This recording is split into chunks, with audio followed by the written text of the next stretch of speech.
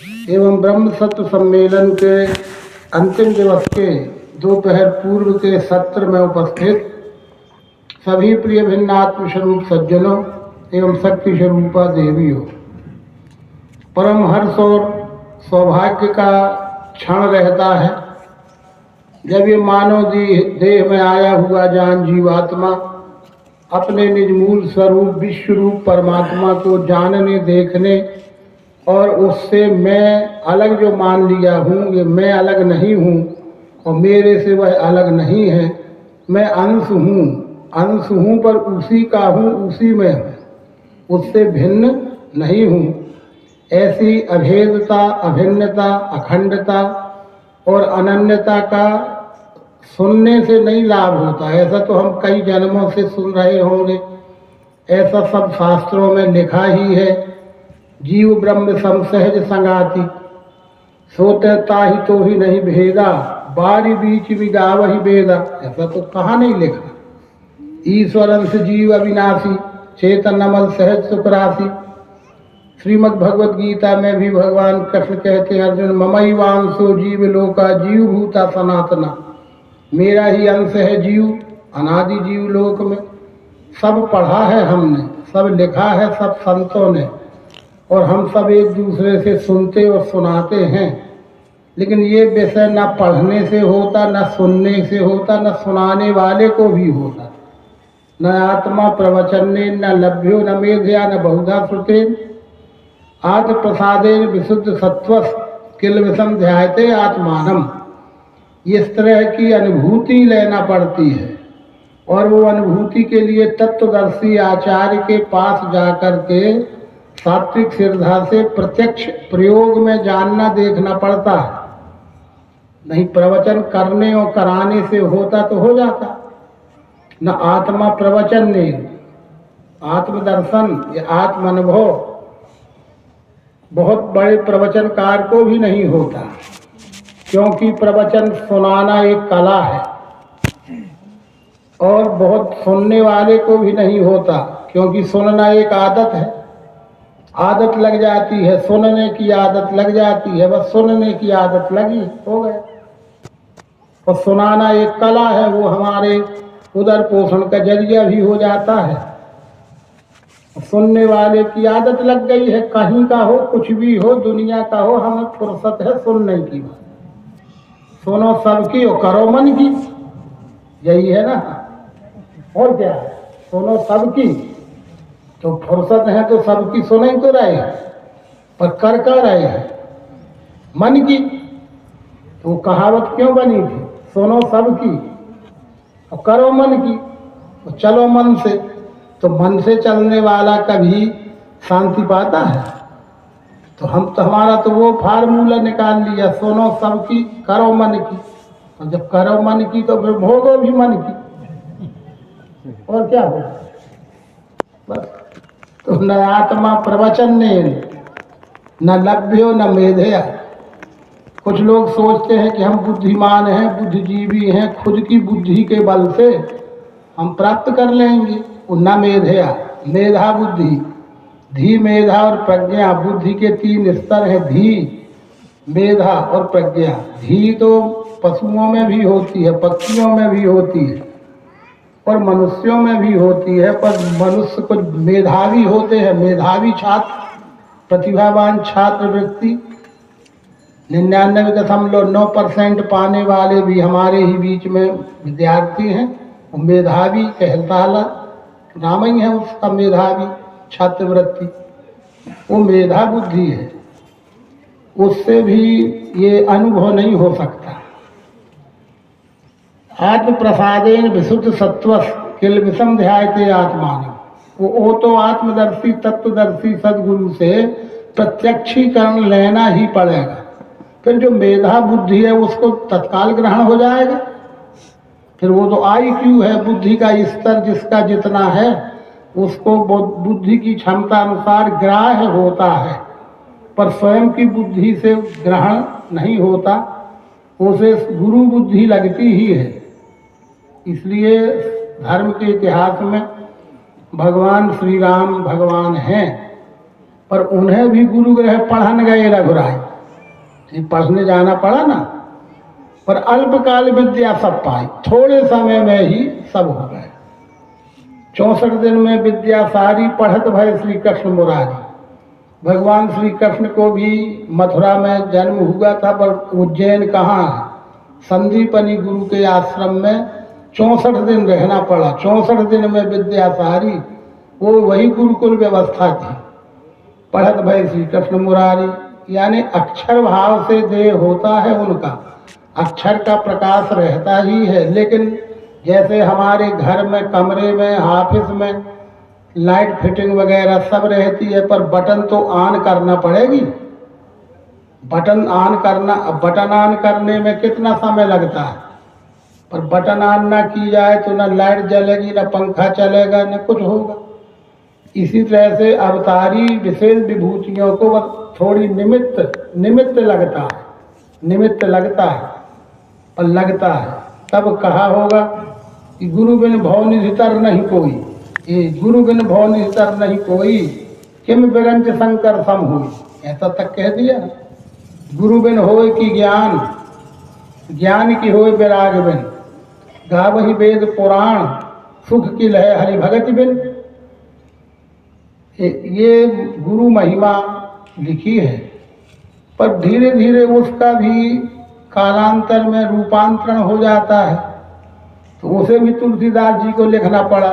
एक तरफ तो वो है ही गुरु महिमा, गुरु ब्रह्मा गुरु विष्णु गुरुदेवो महेश्वरा साक्षात पर ब्रह्म तस्मै श्री गुरुवे नमः।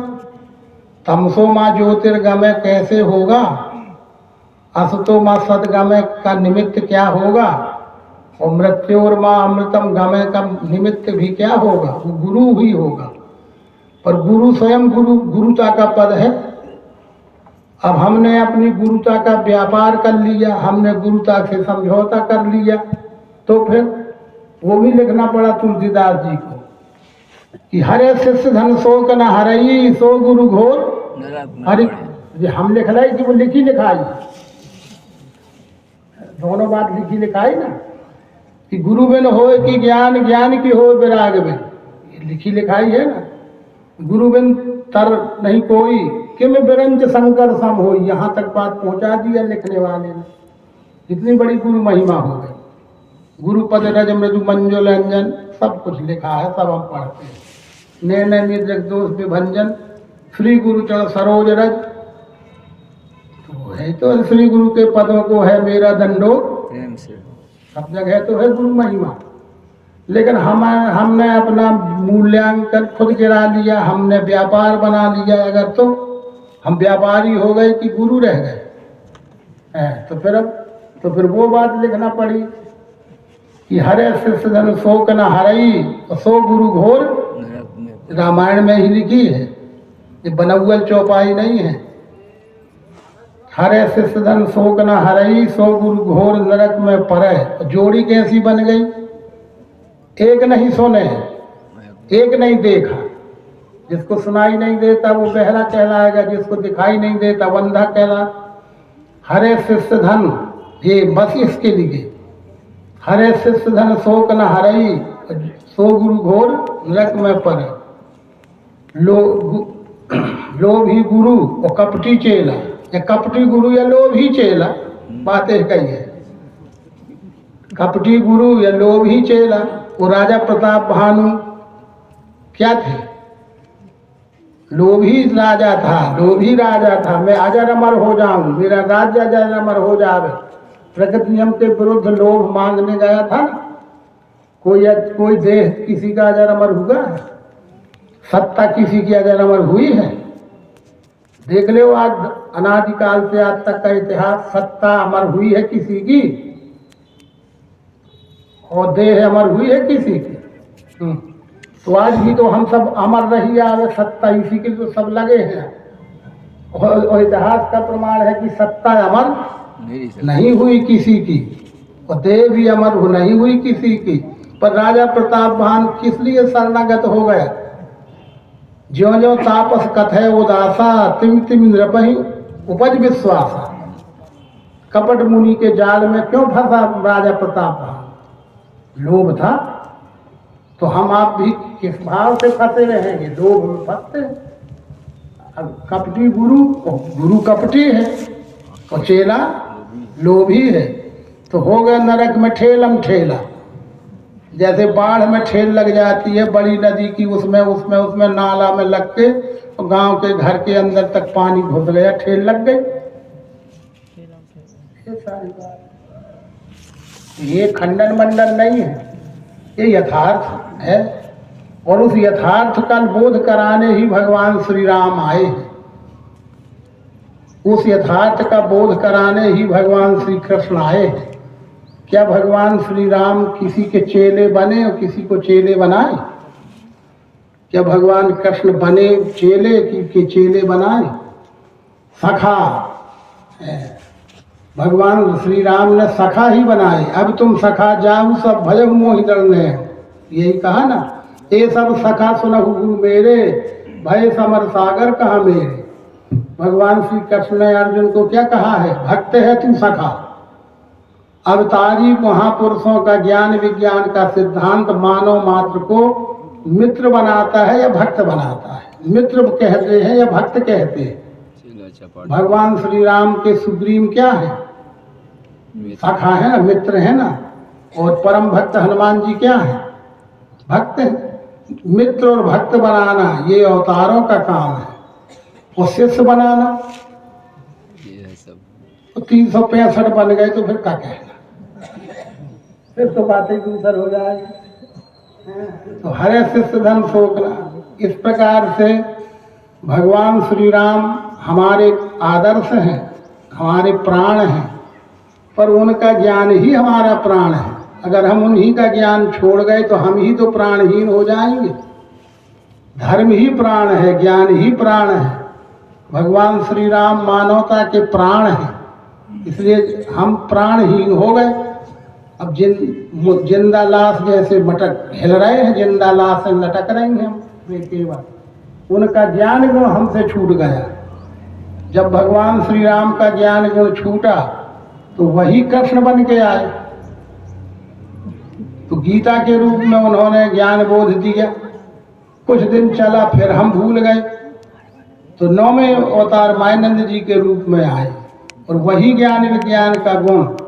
इसलिए भगवान मायानंद जी का सिद्धांत वेद से, उपनिषद से, गीता से, रामायण से, संतों के साहित्य से, भगवान मत्स्य से, मत्स्य पुराण पढ़ लो, चाहे सर्वांग योग पढ़ लो, ये कई लिखा मिलेगा। कूल पुराण पढ़ लो, मत्स्य कूल 12 है पुराण, नरसिंह पुराण, जितने अवतार हैं उनके नाम के भी पुराण है ना। उन पुराणों में यही ज्ञान विज्ञान लिखा हुआ है, पर वो समझ में आता नहीं, चूंकि वो दृष्टि नहीं है। इसलिए 9वें अवतार ने वो दृष्टि का आविष्कार किया, जिस दृष्टि से सभी अवतारों ने जिस दृष्टिकोण का आधार लिया और आविष्कार किया, और उसी आधार से उनके ग्रंथों को पढ़ो तो लगता है तो सर्वांग योग ही लिखा है, सर्वांग योग ही लिखा है। ये महिमा है सर्वांग योग की। हमारे लिए 4-6 पन्ना की किताबियाँ होगी, नहीं समझते तो। वो सर्वांग योग तो बीज है अर्जुन। कृष्ण जी कहते हैं कि अर्जुन मेरा तेरा संवाद धर्म का बीज है। तो 9वें अवतार मायानंद जी भी वही कहते हैं, सर्वांग योग ये स्थायी बीज है। काय का? विश्व रूप का दिव्य चक्षु का बीज है सर्वांग योग। तो सर्वांग योग को सब कर्मों में लगा दिया करो। सब कर्म यानी मन से सोचने का हो, चाहे बोलने का हो, चाहे करने का हो, मनसा वाचा कर्मणा, ये मतलब है। पर सर्वांग योग को सब में लगा लिया करो का अनर्थ को भी लोग जल्दी समझ जाते। अनर्थ समझाना नहीं पड़ता है, अर्थ समझाए नहीं आता है। ये हमारी विडंबना है जीव भाव की। अनर्थ कोई समझाता नहीं है, पर मुदावधार समझाए, और अर्थ समझा के जीवन निकल जाता है, पर नहीं आता समझ में। इसलिए हमें अर्थ समझना है, अनर्थ नहीं समझना। इस तरह से श्रीमद् भगवद गीता को ही अपन ने लिया है। 2-3 दिन हो गए, वो एक ही अध्याय पूरा नहीं हो पाता। क्या करें? क्योंकि अपना हेतु पढ़ डालना होता तो वे तो एक आध घंटा में 700 श्लोक पढ़ जाते, 18 अध्याय तो 700 श्लोक पढ़ जाते। लेकिन अपना हेतु डालना नहीं है कि पढ़े वे डाल दें। डली है किताबें घरों में, धूल खा रही है, गर्दा खा रही, कईयों की किताबों को दीमक खा गई। अब किताब को दीमक खा गई पर आदमी ने न खाया। किताब को दीमक खा गई पर आदमी ने क्यों न खाया? खाना माने उसको पढ़ना, मनन करना, चिंतन करना, आचरण में लाना, वो आदमी का भोजन हो जाता। और जब आदमी ने नहीं भोजन किया तो कोई तो करेगा विश्व रूप में, दीमक बिचारी का करे, क्या खाए? तो दीमक खाएगी। इसलिए आज कोशिश कर रहे हैं कि शायद 7वां अध्याय पूरा ही हो जाए, कर लेंगे पूरा, ऐसा नहीं है। तो इस तरह से 7वां अध्याय ही इसलिए शुरू किया था कि श्रीमद् भगवत गीता का तो एक एक शब्द अनमोल है, उसकी कोई व्याख्या शब्दों में बांधी नहीं जा सकती है। अनुभव में जितना जो पकड़ कर ले। तो 19वें श्लोक तक भगवान श्री कृष्ण ने अर्जुन के माध्यम से मानव मात्र के लिए क्या बोध दिया, जो 19वां श्लोक अति महत्वपूर्ण है। ज्ञानी अनेक जन्मों के यत्न से मुझको भजे, ये बहुना जन्म नामन्ते ज्ञानवान माम प्रपद्यते। हे अर्जुन, ज्ञानी अनेक जन्मों के यत्न से मुझको माने इस विश्वरूप को, ये मुझ की बात नहीं, माँ ये फर्स्ट पर्सन है ये, और सेकेंड पर्सन और थर्ड पर्सन। हर गीता के हर मैं का अर्थ व्यष्टि नहीं है, एक दो जगह व्यष्टि है बस, बाकी अनेक जगह आत्म दृष्टि है और बहुत जगह परमात्मा दृष्टि। जैसे हमारे देश के प्रधानमंत्री जी हैं तो ज़्यादा बात वो 150 करोड़ लोगों की बोलेंगे ना। ये किसका है, किसके लिए है? कि सबका साथ, सबका विकास, सबका प्रयास, जो भी है। तो कौन है सब? सब माने सब, कि कोई छूट है? तो बस वही है सबका उत्पादक। अब जब भगवान कह रहे हैं कि हम प्रभुआ सर्व सबका उत्पादक, तो सब में कौन छूट गए? तो सबका उत्पादक कोई एक देह होगा क्या? इतना विचार रखो तो गीता समझोगे। नहीं है तो गीता के में तो 1000 टीकाएं हो गई, पर सबने व्यक्ति माना है। सब टीकाकारों ने गीता के मैं को व्यक्ति माना है, और वो कहीं लागू होता नहीं वो मैं। हाँ, 2 जगह भर कहा है व्यक्ति के लिए मैं, कि मेरे तेरे बहुत जन्म हो चुके हैं परंतु, कि 4थे अध्याय में उन्हें मैं जानता हूँ तू जानता है। ये व्यक्तिगत में, क्योंकि वहाँ व्यक्तिगत बात थी कि तुम तो अब जन्मे हो, आदि में जन्म सूर्य का, मैं कैसे मानूं योग, ये तुमने उनसे कहा। तो कहना पड़ेगा कि हाँ मेरे तेरे जन्म हो गए हैं, उन्हें मैं जानता हूँ ज्ञान दृष्टि से, पर तू नहीं जानता है। और 10वें अध्याय के विभूति योग में एक जगह कह दिया विभूति वर्णन में, वो भी बहुत महत्वपूर्ण है कि वृष्णि में वासुदेव, ये हम जिस कुल में ये देह हुआ है कृष्ण नाम से, हमारे कुल का नाम वृष्णि कुल है। ये वृष्णि कुल में बहुत से लोग हैं, अभी भी हैं, पहले भी थे, पर मैं कृष्ण विभूति हूँ। और पांडव तुम भी 5 भाई हो, पर तुम 5 में तू विभूति है। पांडवों में तू विभूति है माने अर्जुन, और वृष्णि कुल में मैं विभूति हूँ। बस ये 2 जगह व्यक्तिगत बात है, बाकी आत्मभाव से है। सर्वभूतस्थात्मानं सर्वभूतानि च आत्मनि। जब ये कह रहे हैं कि यो माम पश्यति सर्वत्र, जो मुझे विश्व में देखे, ले की देह में देखे बा। अरे कृष्ण जी क्या कह रहे, यो माम पश्यति सर्वत्र, सर्वम च मयि पश्यति, तस्याहं न प्रणश्यामि सच में न प्रणश्यति। जो मुझे विश्व में देखे, तो बराबर हम कहाँ देखते हैं? हम भगवान श्री राम को कहाँ देखते हैं? एक जगह। और राम कहते हैं मैं तो सब सर्व हूँ, तो श्री कृष्ण जी को भी हम कहाँ देखना चाहते हैं? एक ही जगह। और कृष्ण कहते हैं ये तुम्हारी भूल होगी, मैं तो सर्वरूप हूँ ही। यो माम पश्यति सर्वत्र, जो मुझे विश्व में देखे, और मुझे मेरे को विश्व में लक्ष्य है, वो मेरी दृष्टि में है, वो मेरी दृष्टि, वो मेरी दृष्टि में है, मैं उसकी दृष्टि में हूँ। नज़र से नज़र डाल के बात करो, आँख से आँख मिला के बात करो। जो आज कहने लगे, जो गदरी बात करता है वो आँख नहीं मिलाता। चरित्रहीन व्यक्ति आँख मिला के बात नहीं करता, और चरित्रवान व्यक्ति निडर होके आँख से आँख मिला के बात करता है। वही भगवान कहते हैं कि वो आँखें प्राप्त करो, फिर दिखूंगा, और फिर दिखेगा कि विश्व में सब में ही हूँ। ये सब बातें हैं, इसलिए वो सबकी व्याख्याओं में ही समय जाता है, श्लोक हो नहीं पाते। पर वो श्लोक तक पहुंचने के लिए जमीन तो बनाना पड़ेगी, नहीं तो बीज कहाँ डाल दे। ले जाके झाड़ियाँ लगी हैं, घास लगी है, सैंपल बीज है, वो भी बहुत सारा तो नहीं है कि फेंके रहो, ये तो सैंपल बीज है। तो चलिए ठीक है, श्लोक में आते हैं। इसलिए भगवान ने यहाँ 19वें अध्याय तक कहा कि अर्जुन, ज्ञानी अनेक जन्म के यत्न से मुझको यानी विश्व रूप को परमात्मा जानता है और भजता है यानी व्यवहार करता है। भजन नाम व्यवहार का ही है, बाकी कल्पना है, करो किसी को कोई बोले। तो पर ये 20 नंबर के श्लोक में दूसरी बात कह रहे हैं, उसको सावधानी से समझना पड़ेगा। नहीं है तो समझाने वाले ने कुछ समझाया, समझने वाले ने कुछ समझा, और फिर अपनी तरफ से कुछ और समझाया, तो फिर वो अनर्थ सा हो जाता है। इसलिए ये श्लोक बहुत सावधानी के हैं, पर कहा गया है कृष्ण जी के द्वारा, किसी पे आरोप न लगाना। तो जब कृष्ण जी के द्वारा कहा गया है तो वो कल्याण की बात होगी, अकल्याण का तो होगा नहीं। 20वां श्लोक हम सबके लिए है। काम स्ते रत ज्ञान प्रपद्यन्ते अन्य देवता।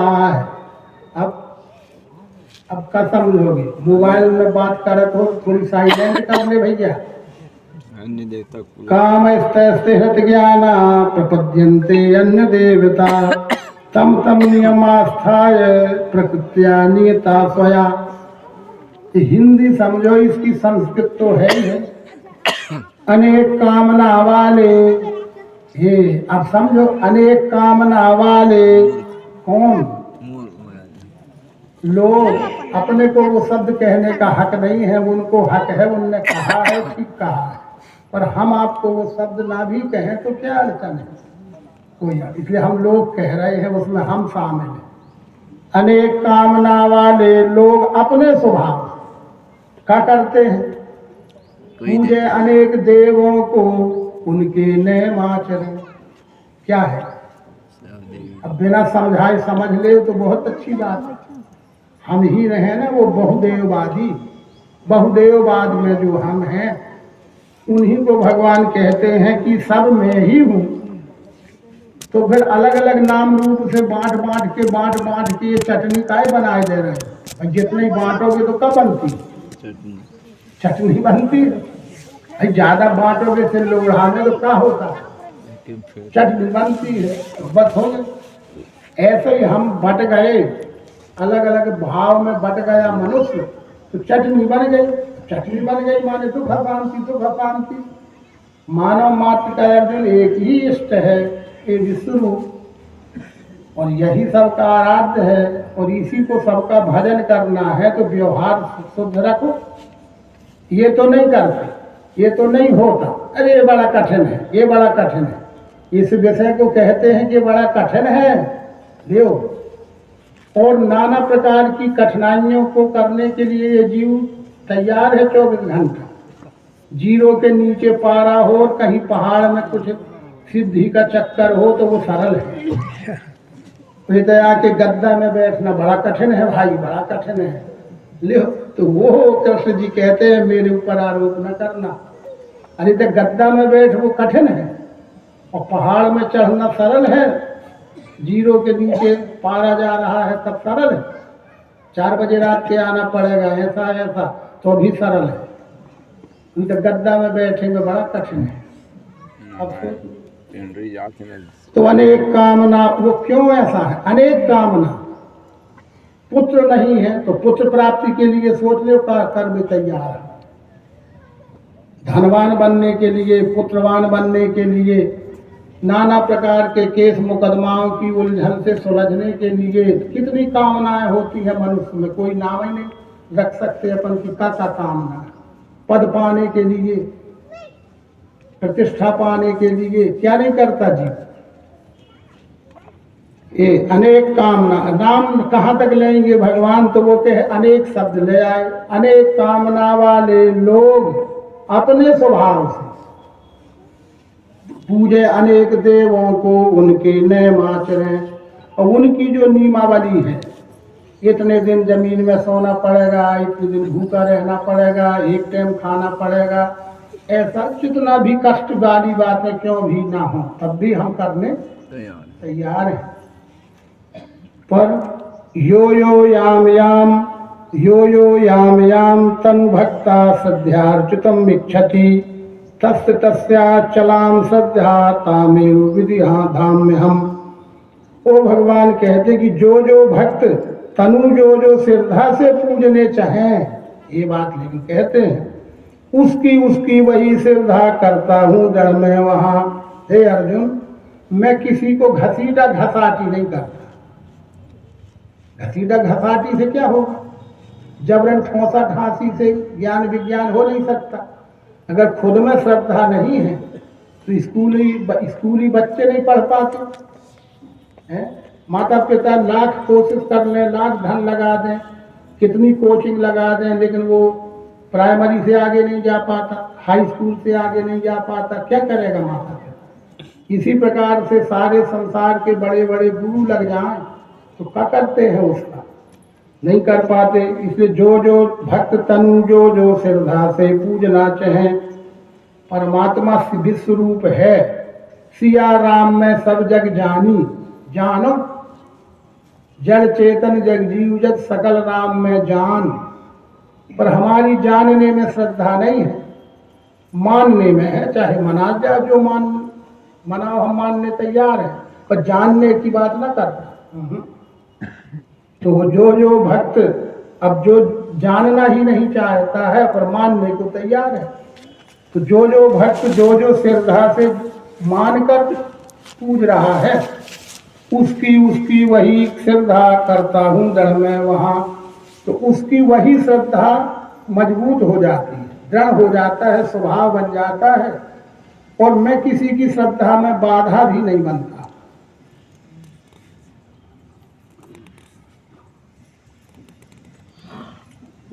वो श्रद्धा से युक्त किसकी आराधना करे, वहां से फल पाता है जो मैंने आदि में रचा। हे अर्जुन, वो उस श्रद्धा से युक्त किसकी आराधना करे। कर्म करने में मनुष्य स्वतंत्र है, कर्मण्ये बाधिका रस्ते माम फलेषु कदाचन। पर कर्म हमारे अधीन है, पर फल हमारे अधीन नहीं है। कर्म का अधिकारी तू, कदापि फल का नहीं। तो फल तो प्रकृति से आता है, प्रकृति में होता बंद के निर्णय आता है, इसलिए वहां से फल पाता है। तो वहां से माने प्रकृति से। प्रकृति का जो ईश्वर का कर्म फल सिद्धांत है, जैसा कर्म वैसा फल, जैसा कर्म वैसा फल, करे जो कर्म पाव फल कोई, निगम नीति है सब कोई। तो वहां से फल पाता है। तो वहां से माने कहाँ से, बादल से। वहां से हमारा लक्ष्य कहीं और जाने लगता है। अरे कर्म से, कर्म अनुसार फल बन के आता है, यही भोगना पड़ता है। जहाँ किया जाता है वहीं भोगा जाता है। तो हम कर्म कहाँ करते हैं, यहीं। तो भोगेंगे कहाँ, यहीं। और फल भी कहाँ से आएगा, यहीं से, माने प्रकृति से। और प्रकृति सब जगह है। वो श्रद्धा से युक्त किसकी आराधना करे, वहां से फल पाता है जो मैंने आदि में रचा। मैंने यानी मेरे पुरुषोत्तम भाव के अक्षर के प्रकाश में, क्षर साकार में प्रकृति में कार्य होते हो, प्रकृति से फल मिलता है, प्रकृति नियम के अंतर्गत। अल्प बुद्धि मनुष्यों का फल सोवंतवान है। ये भगवान कह रहे हैं कि अर्जुन, अल्प बुद्धि मनुष्यों का फल सोवंतवान है। वो अपने आप को कितना भी महान समझें, पर वो महान नहीं है, वो अल्प बुद्धि है। स्वर्ग स्वल्प अंत दुखदाई, वो अल्प बुद्धिमान लोग हैं, बुद्धिमान उन्हें नहीं कहा जा सकता। ऐसे अल्प बुद्धि मनुष्यों का जो कर्म है वो भी अशाश्वत सुख के लिए उनके कर्म होते हैं, तो उनका जो मिलने वाला फल भी है वो भी क्षणिक रहता है। अगर मिल भी गया तो क्षणिक रहता है। देवों के भक्त देवों को ये बात कह दिया, अब बंटवारा कर दिया ना, जस्टिफाई कर दिया ना। मालिकाना हक की अगर जैसे लड़ाई होती है तो किसका कितना है वो हक जज निर्धारित कर देता है। इसी प्रकार से भगवान श्री कृष्ण सुप्रीम अथॉरिटी जज हैं मानवता के। वो कहते हैं देवों के भक्त देवों को, मेरे भक्त मुझे मिल, बस खत्म फैसला, तुम्हारे ऊपर निर्भर है। तुम्हें क्या चाहिए, जैसा चाहिए है वैसा तुम कर रहे हो, जो कर रहे हो उसको प्राप्त हो रहे हो। तो विभिन्न देवी देवताओं की कल्पना करके विभिन्न देवी देवताओं को मेरे से अलग मानकर अर्जुन लोग पूजा करते हैं यदि, तो देव को ही प्राप्त होते हैं, माने देव भावना को प्राप्त होती है। और मेरे भक्त मुझे मिले, तो देव और मेरे अलग हो गए ना। मेरे यानी विश्व ही विश्वरूप परमात्मा है, ऐसा जानकर जिस विश्वरूप की ही सेवा करते हैं काया वाचा मन से, निर्मल व्यवहार का नाम भजन है। मुंह में राम बगल में छुरी वाली बात नहीं। तो वो देवों के भक्त देवों को, मेरे भक्त यानी विश्वरूप परमात्मा के भक्त विश्व भाव को प्राप्त होते हैं। अब आगे 24वां श्लोक में सगुण निर्गुण का रहस्य खोल दिया। अव्यक्तम व्यक्तिमापन्नम मन्यते माम बुद्धया परम भावम जानन्तो मम अव्ययम अनुत्तमम। अव्यक्तम व्यक्तिमापन्नम, ये अव्यक्तम व्यक्तिमापन्नम। हे अर्जुन, वो परमात्मा विश्व रूप है, सर्व रूप है, उसे लोग व्यक्ति के रूप में देखना चाहते हैं।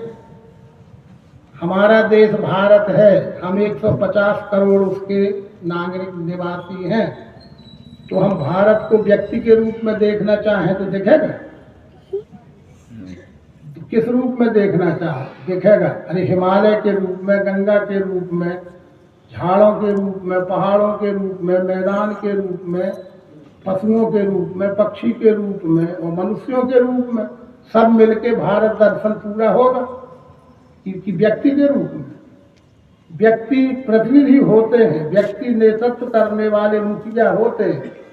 अगर व्यक्ति के रूप में भारत देखना है तो वार्ड का वार्ड मेंबर होगा प्रतिनिधि, विधायक होंगे प्रतिनिधि के रूप में, सांसद होंगे प्रतिनिधि के रूप में, सीएम होंगे प्रतिनिधि के रूप में और पीएम होंगे देश के मुखिया के रूप में। व्यक्ति रूप में देखना चाहोगे तो मुखिया के रूप में व्यक्ति दिखेगा, पर देश को व्यक्ति के रूप में देखना चाहोगे तो दिखेगा नहीं। ये है व्यक्त दो मान है, अज्ञानी एक रूप में। तो एक ही वस्तु है, वही साकार है, वही निराकार है, वही व्यक्ति है, वही सर्व है, पर सब अलग अलग जो देखना चाहते हैं वो अज्ञान है। क्योंकि वस्तु एक है, भाव दो है।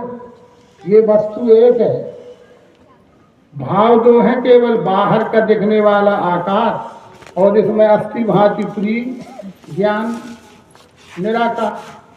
पर साकार और निराकार भाव ही है, तो पर बस किताब तो एक ही है।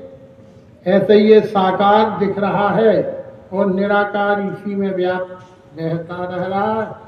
तो का दो विश्व है, विश्व एक है पर विश्व में पुरुष दो हैं। क्षर अक्षर नाम से क्षर कहा सब भूतों को, अक्षर कूटस्थ को कहा। 15वें अध्याय में यही तो कहेंगे। वही भगवान यहाँ कह रहे हैं कि व्यक्तम अव्यक्तम व्यक्तिमापन्नम। हे अर्जुन, मुझ सर्वव्यापी परमात्मा को लोग व्यक्ति के रूप में देखना चाहते। यह है सही मतलब। अव्यक्तम जो सर्व रूप है उसे लोग व्यक्ति के रूप में देखना चाहते हैं, ये तो अज्ञान ही है। क्योंकि मेरा श्रेष्ठ अनासी वो परम भाव नहीं लखे। मेरा यानी जहाँ है भावना दोनों ले। ये सगुण निर्गुण साकार निराकार कहाँ ले है? नाम में। वो कौन नाम में? कौन नाम में? विश्व, ये जो नाम है, ये विश्व नाम में दोनों अपने आप ले। ये विश्व ही साकार है और विश्व ही, ये विश्व नाम में दोनों का ले है। ये मेरा वो श्रेष्ठ नासी वो परम भाव यानी वस्तु भाव नहीं लखे। क्यों? क्योंकि ना हम प्रकाशा सर्वस्व योग माया समावृता। मूढ़ोयम नाभिजानाति लोकोयम माम अव्ययम। छिपा हूँ योग माया से। योग माया के खूब अनर्थ समझाए जाते और योग माया के अर्थ खूब समझते हैं लोग। और योग माया क्या है? योग यानी जोड़, माया का जोड़, माया का जोड़। तो दो माया पहले से बताया है इस अध्याय में, अपरा माया और परा माया, अविद्या और विद्या माया। तो अविद्या और विद्या से परमात्मा ढका रहता है। परमात्मा अनुभव न अविद्यावान को होता है और न विद्यावान को होता है। अविद्यावान को व्यष्टि भाव का अहंकार रहता है और विद्यावान को अपने सुने पढ़े ज्ञान का अहंकार रहता है। इसलिए दोनों को यथार्थ का बोध नहीं होता। अविद्या भी भ्रम है और विद्या भी भ्रम है अर्जुन। पढ़ो प्रथम संचालक स्वराज्यानंद जी का स्वराज्य दर्शन पढ़ो। अविद्या तो भ्रम है ही है। और एक जगह उपनिषदों में ये भी कहा है कि जो अज्ञान में है वो अंधकार में जी रहे। अंधा तमः प्रविशन्ति। जो अज्ञान में जी रहे हैं वो अंधकार में जी रहे हैं। पर जो ज्ञानी हैं वे और गहरे अंधकार में हैं। जैसे आज हम व्यवहार में देखें तो अनपढ़ व्यक्ति है, निरक्षर व्यक्ति है, कितना भ्रष्टाचार करेगा भला? कितना करेगा? है अब कितना करेगा, उसकी सीमा है ना। पर हम पढ़े लिखे माइंडेड, मोबाइल में एक शब्द मिल जाए तो बैंक से पूरा पैसा निकल जाता है। ले वो अब ये कौन कर रहा है? अब ये कौन करता है? सोचो, अब हंस तो लेते हैं। एक अनपढ़ व्यक्ति तो अपना जेब नहीं बचा पा रहा और बेईमानी भी करेगा तो कितनी करेगा बेचारा। ठीक।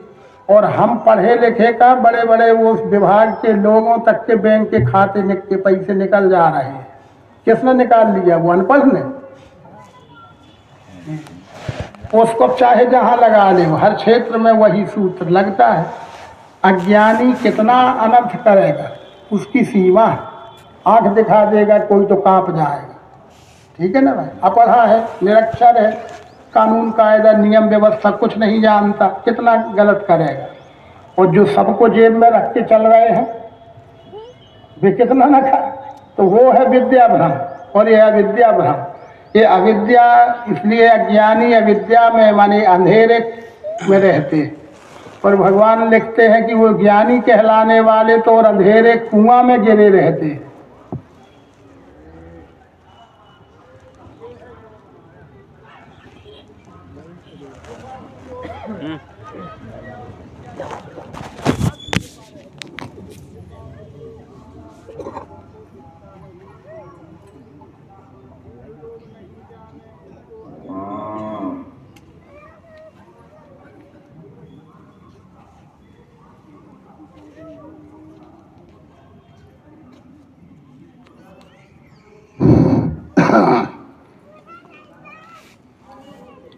ये छिपा हूँ योग माया से यानी अविद्या और विद्या के भ्रम में यथार्थ का बोध नहीं हो जा पाता है। वो छिपा है, आवरण है। मूढ़ लोग नहीं जाने मुझको अजब्य। और हे अर्जुन, जो मूढ़ बुद्धि लोग हैं, जिन्हें तत्वदर्शी का संग प्राप्त नहीं हुआ है, वो मूढ़ हैं। वो ये विश्व रूप भी अनादि और अजन्मा है ऐसा नहीं जानते। तो अर्जुन ये मत समझ कि मूढ़ लोग नहीं जानते। तू क्या है? तू भी नहीं जानता तो तू भी और महामूढ़ है। समझ, अपने को मत छोड़ लेना।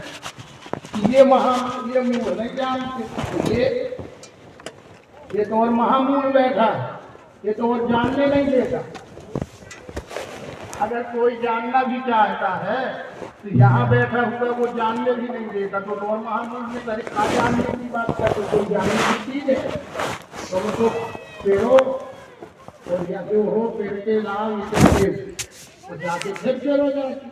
ठीक है मेरा वो तो ये और महामूल निकला ना। वो भगवान कहती कि अर्जुन मैं दुनिया को मूढ़ नहीं कहना चाहता, तो मूढ़ नहीं कहता उनको, पर तेरी मेरी बात सामने हो रही है तो तू जरूर और महामूढ़ है, क्योंकि तू भी तो नहीं जानता। पीछे के ये जो हो गया कि पीछे के अब के आगे होवेंगे सब भूत जो, ये भगवान कह दिए जब गीताम्बर को समझा रहे थे ना, ये तो समझा रहे थे कि है माने था नहीं तो है कैसे, और है तो रहेगा। ठीक, बस कहीं लगा ले, था इसलिए है और है इसलिए रहेगा, है इसलिए था और था तब तो है और है तो रहेगा। नाम बदलते रूप बदलते हुए था, रूप नाम बदलते हुए है और रहेगा, लेकिन था है और रहे है के ऊपर ही तीन कल्पना है। वही भगवान कहते हैं कि जो हो गए और जो हैं और जो आगे होंगे, ये सब भूत यानी चराचर सृष्टि ही चराचर सृष्टि है और चराचर सृष्टि आगे है। इसके परिवर्तन को भी रोका नहीं जा सकता, पर उसके है का अभाव नहीं हो सकता। इसे पीछे के अब के आगे होंगे सब भूत जो मैं जाने हूँ। तो भगवान कहते तो है मैं जानता हूँ मानी ये व्यक्तिगत में है, ये व्यक्तिगत में है। मैं जानता हूँ यानी तत्वदर्शी का काले से रहा है मुझे और मैं तत्वदर्शी हूँ, इसलिए मैं जानता हूँ। जो तत्वदर्शी है वो ये जानता है कि यहाँ तत्व विदिते भावो न भावो विदिते तथा, जो है उसका अभाव नहीं हो सकता और जो नहीं है वो दिख नहीं सकता। तो ये कौन जानता? तत्वदर्शी जानता है। इसलिए भगवान तत्वदर्शी के भी तत्वदर्शी विभूति विशेष विभूति को तत्वदर्शी भी कहते हैं। इसलिए भगवान कृष्ण अवतार भूमिका में है, वही तत्वदर्शी है, वही जगत गुरु है। कृष्णम वंदे जगत गुरु, ये जगत गुरु जानता है कि था है और है। बाकी तो कहते हैं कि यमदस्तम तन्नस्तम यमदस्तम तन्नस्तम। मैं जाने हूँ मुझे कोई यथार्थ जानता नहीं। ये मुझे कोई यथार्थ जानता नहीं माने मैं सदगुरु रूप में हूँ, मैं अवतार हूँ, ये सब लोग और सब की छोड़ अर्जुन तू भी कहाँ जानता है। जब तो आगे वो क्षमा मांगेगा ना, कब से तू यादव कन्हैया कान्हा काका कहता रहता है मेरे, है अपमानित शब्द भी मेरे को बोलता रहता है, तू भी कहाँ जानता है कि ये कृष्ण सदगुरु हैं, ऐसा कहाँ जानता। औरों की तो छोड़ व्यास जी भी नहीं जानते थे कि कृष्ण सदगुरु, तब तो कृष्ण को सदगुरु स्वीकार करने के लिए जाना पड़ा बाद में, तो वो गुरु पूर्णिमा हो गई असार, दूसरी उसको व्यास पूर्णिमा भी कहते हैं। ये बात है। पीछे के अब के आगे होंगे सब भूत जो मैं जाने हूँ मुझे कोई यथार्थ जानता नहीं, यथार्थ जानता। इच्छा द्वेष से उपजे द्वंद्वों के पात मोह से उत्पत्ति काल में सर्वभूत भ्रम में फंसे। एक भगवान कहते हैं इच्छा द्वेष से उपजे द्वंद्वों के पात मोह, जैसे हम छोटे बच्चे के रूप में जन्म लेते हैं, शिशु रूप रहते हैं, अब हम वृद्ध रूप में हो गए और हमारी इस वृद्धावस्था में हम कितने बच्चों को नातियों को अपने घर में ही जन्म लेते देखते हैं।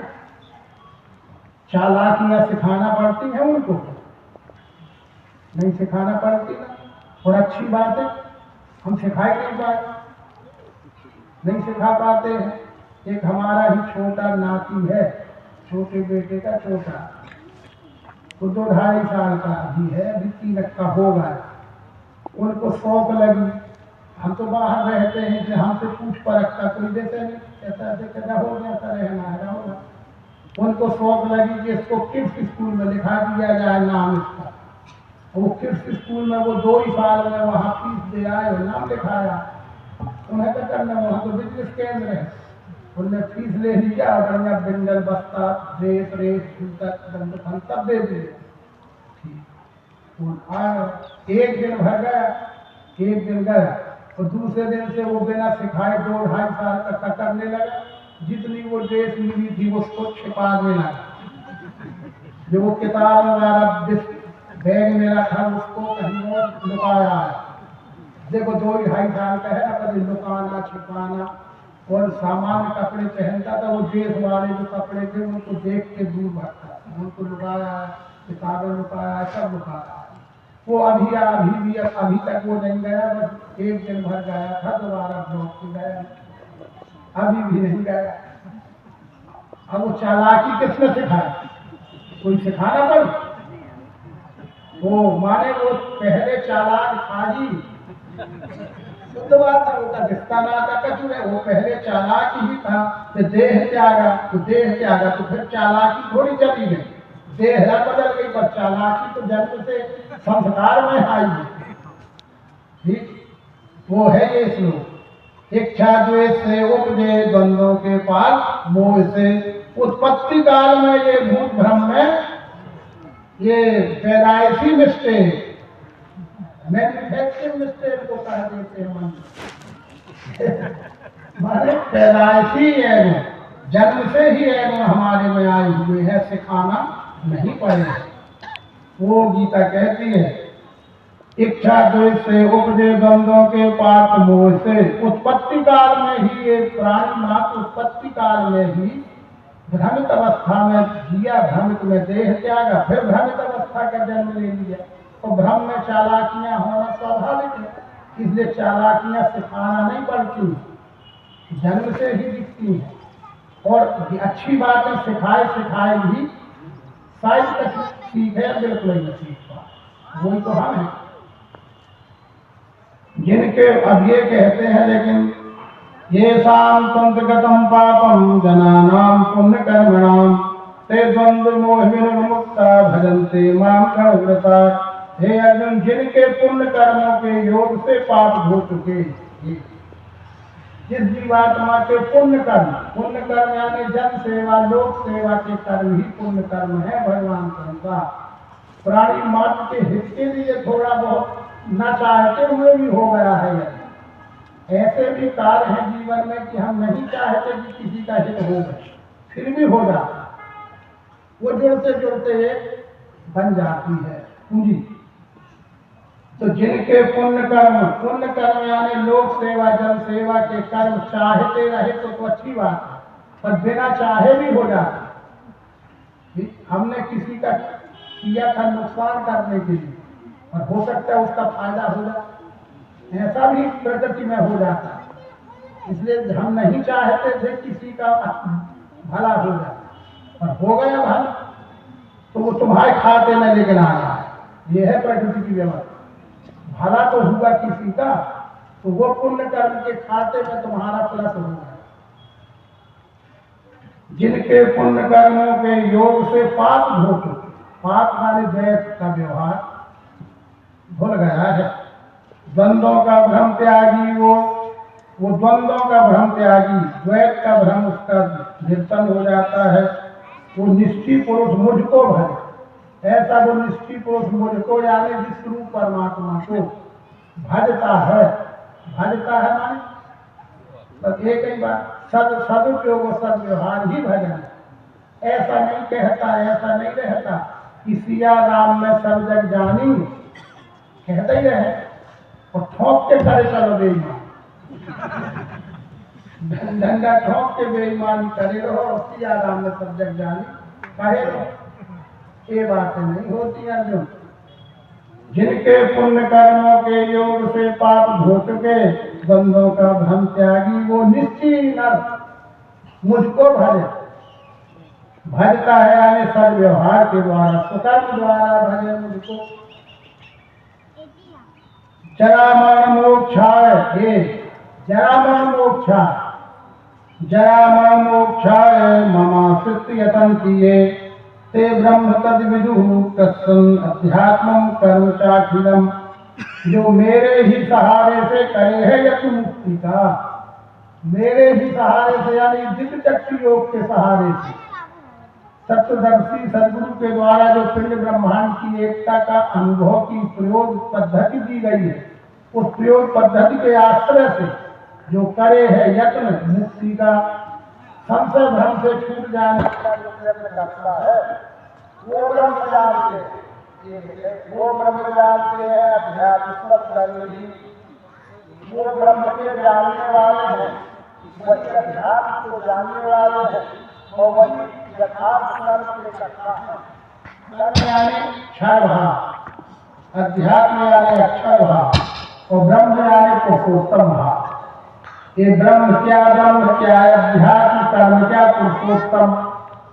अर्जुन के लिए ये पहली बार ये शब्द सुना अर्जुन ने इस विषय में, ब्रह्म शब्द और अध्यात्म शब्द और कर्म शब्द। जो 7वें अध्याय के 29वें श्लोक में भगवान ने कहा कि अर्जुन जो मेरे ही सहारे से करे है यत्न मुक्ति का, वो ब्रह्म जानते हैं। यानी पुरुषोत्तम क्या है, अध्यात्म यानी अक्षय क्या है और कर्म यानी क्षय क्या है। अभी तो बड़े बड़े विद्वान क्षय कहो तो नहीं जाना, अध्यात्म भी नहीं जाना और ब्रह्म भी नहीं जाना, कहते हैं पर जानते नहीं है। वही अर्जुन तू भी नहीं जानता है और उसका नाम दिया साधिभूत साधिदेव साधियज्ञम चये विदुः प्रयाण काले क्षमा ते विदुर्युक्त चेतसा। अधिभूत अधिदेव यज्ञ से जो मुझे प्रयाण काल में भी वे शांत चित्त मुझे रखे। हे अधिभूत अधिदेव और अधियज्ञ, जैसे ब्रह्मांड में साकार कहते हैं उसे ही पिंड में अधिभूत कहते हैं। जैसे ब्रह्मांड में साकार से अलग नहीं ओत प्रोत रहने वाला भांति निराकार कहा जाता है, उसे ही अधिदेव कहा जाता है। और सर्वनिर्गुण साकार निराकार दोनों जहां मिल जाते हैं उसे अधियज्ञ कहते हैं। जैसे पुरुषोत्तम संज्ञा ब्रह्मांड में, पर इस पिंड में क्षर पुरुषोत्तम नहीं कहा जा सकता। ये है, ये इस पिंड में क्षर पुरुषोत्तम नहीं कहा जा सकता, क्योंकि क्षर अकेला इसमें थोड़ा, अक्षर भी नहीं कहा जा सकता क्योंकि वो इतने घर में थोड़ा, और अधियज्ञ पुरुषोत्तम भी केवल इसमें तो नहीं कह सकते, तो संपूर्ण के लिए ये रहस्य है उसमें। क्षर ये सार्वजनिक भाव 8 अंगों का समुच्चय, तो ये अकेला है, तो संपूर्ण 8 अंगों का समुच्चय है। तो अक्षर है इतने ही है क्या? संपूर्ण क्षर को व्याप्त किए हुए है, वो सर्वव्यापी, तो नाम अकेला इसका है। ये समझ के लिए है क्षर अक्षर पुरुषोत्तम का। पर व्यक्ति में क्या है, वही 8 अंगों के समुच्चय को व्यक्ति में अधिभूत कहते हैं। इसमें भी आत्मा है, अस्थि भाति, पर इसे अधिदेव कहें और इसका भी कोई नाम है, उमाशंकर नाम है, तो ये अभियज्ञ है। इस पिंड में अधिभूत अधिदेव और अभियज्ञ नाम है और ब्रह्मांड में क्षर पुरुषोत्तम नाम है। इसलिए अधिभूत देव यज्ञ से जो मुझे प्रयाण काल में भी, वो प्रयाण काल यानी देह परिवर्तन के साथ, तो इसका देह परिवर्तन होगा ना, तो देह परिवर्तन के समय इसकी पहचान हो जाएगी।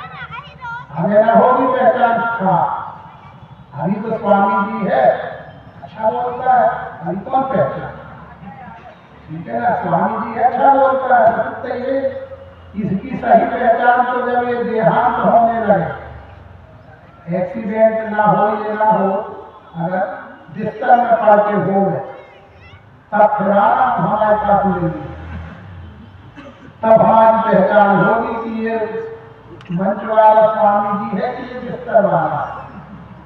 हाँ, जब बिस्तर में पड़े समय भी वो यही बताए कि ये 5 तत्व देखो सब में है, तीन वो सामने है, देखो यही साकार है, देखो यही निराकार है, देखो यही मेरे सब परमात्मा है।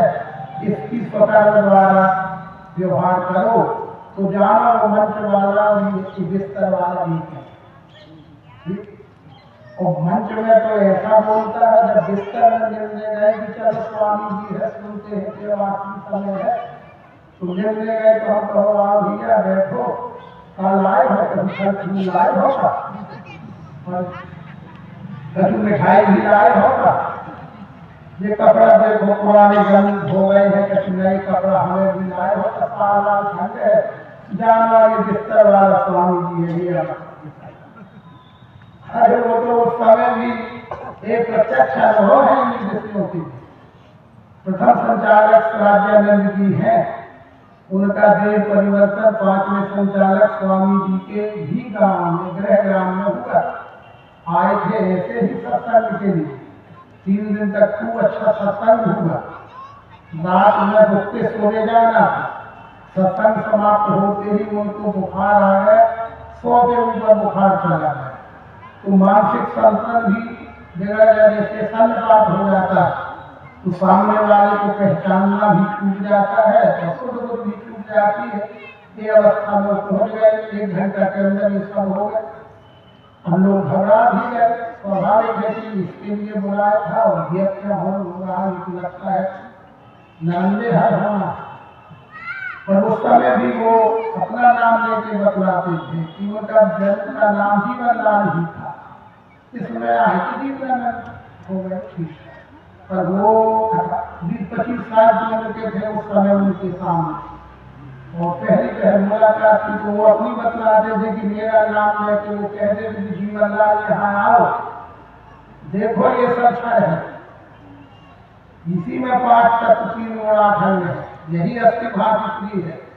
और उस अवस्था में भी उनकी आवाज इतनी तेज थी कि माइक की आवाज जहाँ तक जाती है उससे थोड़ी कम दूर तक सुनता था आदमी।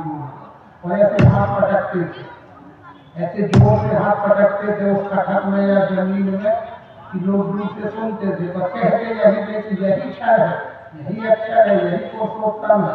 ये दोनों भावना छोड़ो नहीं वाला, तेरा नाम ही है ऐसी तेज आवाज। तो ये ऐसा बोलते बोलते उनकी आवाज धीरे धीरे शांत हो गए कि शांत हो। एक ही मंच के स्वामी जी और बिस्तर का स्वामी, ये वो भगवान कहना चाहते अधिभूत देव यज्ञ सहन जो मुझे प्रयाण काल में भी वो शांत चित्त मुझे लगे। ये मंच में तो बन के भी बोला जा सकता है, मंच में तो बन के भी बोला जा सकता है ना, और बिस्तर में जब हम जा रहे हैं देहांत के समय उसमें बनकर काम नहीं चलेगा, वहां तो जो भीतर होगा वही निकलेगा, जो भीतर होगा वही निकलेगा। जब देहांत के समय निकलने लगे तो जानो कि भीतर ही रहा, नहीं ऐसा तो काम नहीं बता दिया कोई तो राम निकाल रहा, पर भीतर था तो बाहर निकलेगा, नहीं है तो भीतर नहीं रहा तो नहीं निकलेगा। इसलिए अर्जुन प्रयाण काल में भी इतनी तैयारी करो, ऐसा मनन करो, ऐसा चिंतन करो कि देहांत के समय में भी यही निकले कि विष्णु ही परमात्मा। उस समय एक ही देख लेने हैं, ये अलमारी की चाबी रख ले भैया, ये कहिए ये करता है तो अभी कहाँ है वो तत्व चिंता। ये चीज दे रहा है, ये खतरा नक्शा की बही रखो, ये केस मुकदमा की कागज रखो, अब केस ही तुम करना, हम तो न कर पाएंगे, पर लेके रहना है, छोड़ना नहीं है। ये बातें हो रही है तो कहाँ रहा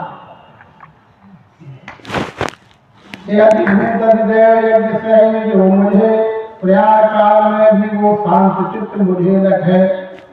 इस तरह से यहाँ विज्ञान प्रगत विज्ञान योग साहित्य श्री कृष्णार्जुन संवाद श्रीमद भगवद गीतोपनिषद का ज्ञान विज्ञान संगत अध्याय 7वां संपूर्ण। सद्गुरु भगवान की जय, विश्व रूप परमात्मा की जय, सनातन धर्म की जय, माँ प्रेमा नर्मदे है।